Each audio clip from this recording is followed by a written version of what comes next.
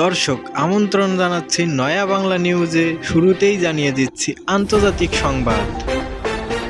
সীমান্তে প্রতিশোধমূলক হামলায় পাকিস্তানের ৫৮ সেনা নিহত, দাবি আফগান তালেবানের। আফগানিস্তানের তালেবান সরকার নিশ্চিত করেছেন যে পাকিস্তানের উত্তরাঞ্চলে পাহাড়ি এলাকায় বেশ কয়েকটি জায়গায় তারা হামলা চালিয়েছে। তালেবানের একজন মুখপাত্র জানিয়েছেন যে এই প্রতিশোধমূলক হামলায় ৫৮ পাকিস্তানি সেনা সদস্য নিহত হন।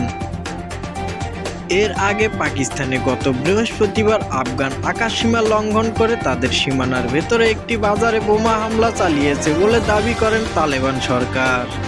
পরে নিজেদের হামলাকে তারা প্রতিশোধমূলক অভিযান বলে অভিহিত করেন। এই কথাগুলির জবাবে পাকিস্তানের স্বরাষ্ট্রমন্ত্রী মহসিন নাকভি বলেন, আফগান হামলাগুলো বিনা উস্কানিতে করা হয়েছিল এবং বেসামরিক নাগরিকদের উপর গুলি চালানো হয়েছিল। মহসিন নাকভি আরও বলেন, আমরা এর জবাব কঠোর থেকে